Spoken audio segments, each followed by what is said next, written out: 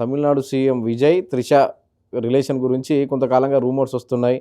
ఎన్నికల ఫలితాల రోజు త్రిష తిరుమలకి వెళ్ళడం, రిజల్ట్ రోజు సీఎం కాగానే ఇంటికి వెళ్ళి విజిట్ చేయడం, ఇవన్నీ చెప్పాగా జూనియర్ ఎంజీఆర్ జయలలిత అయిపోయింది. అంతా అదే ప్రచారం జరిగింది సోషల్ మీడియా. కానీ విజయ్ సీఎం అయిన తర్వాత మొదటి బర్త్డే జరిగింది మొన్న రీసెంట్గా.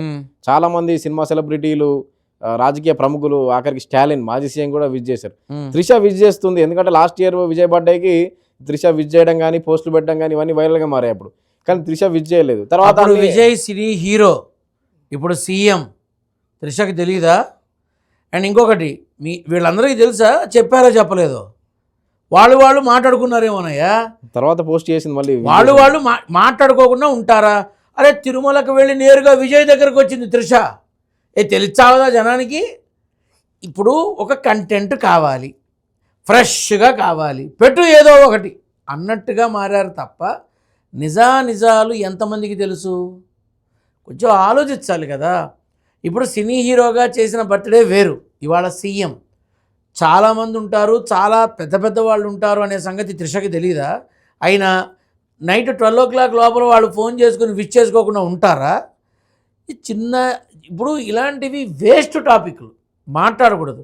సరే, అందరికీ చంపబెట్టులాగా త్రిష పెట్టనే పెట్టి విజయ్ తన మాజీ భార్య సంగీతంలో వాళ్ళు మళ్ళీ దగ్గరికి వెళ్ళిపోదాం అనుకుంటున్నారు.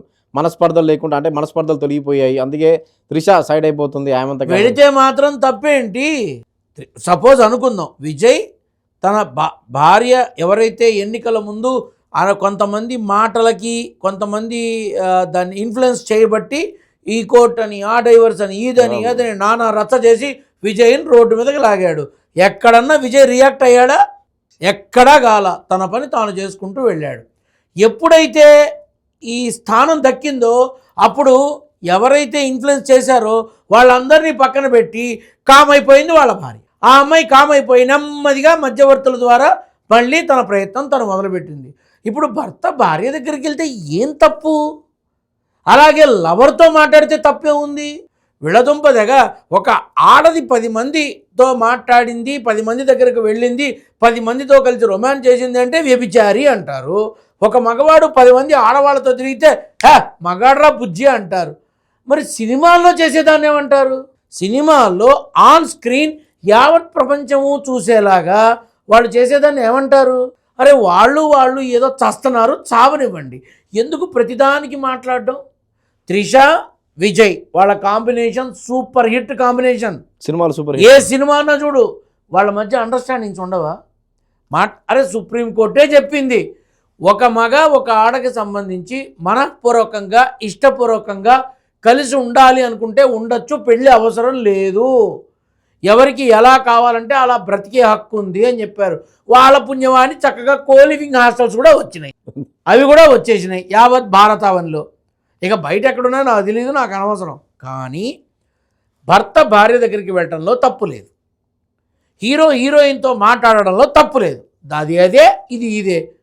చక్కగా కాపురం 10 మందిలో కనీసం అధమపక్షం 60% భార్యకి తెలియకుండా భామా కలాపాలు చేసేవాళ్ళు ఎంతమంది ఉన్నారో బయట, అవునా? కాబట్టి ఇక్కడ మనం గ్రహించాల్సింది ఏంటంటే, ఒక ఆడ ఒక మగ నిందించాల్సిన అవసరం మనకి లేదు, ఎవరిష్టం వాళ్ళది. త్రిష పెట్టిందిగా, నేను ఎట్టి పరిస్థితుల్లోనూ ఏ రకమైన విభేదాలు లేవు, నేను విష్ చేశాను, పలకరించాను, అయిపోయిందిగా. దాని గురించి తెగిపోయిన బంధం, విడిపోయిన అదేంటి త్రిష విజయ్ ఇక చూడు పెడతారు, అడ్డగోలుగా పెడతారు. ఇక తమిళనాడు అసెంబ్లీ సమావేశాలు కూడా చాలా రసవత్తరంగా అద్భుతంగా జరుగుతున్నాయి. ఉదయనిధి స్టాలిన్ కామెంట్ చేశారు, యాక్టర్స్ అని, నటులు అని చెప్పి. దానికి సీఎం విజయ్ కూడా సెటర్ వేశారు. మళ్ళీ తర్వాత మీడియా ప్రెస్ మీట్ లో కూడా మాట్లాడారు. ఏంటి ఉదయనిధి స్టాలిన్ స్ట్రాటజీ? ఓడిపోయిన బాధ ఉండదా అన్న? ఓడిపోయాడు, నెక్స్ట్ కూడా మేమే వస్తామని బ్రహ్మాండమైనటువంటి వీర విహారం చేసిన వాళ్ళు ఒక్కసారిగా చతికిల పడ్డారు. మరి మాట్లాడకపోతే మర్చిపోతారేమో అని మాట్లాడి ఉండొచ్చుగా.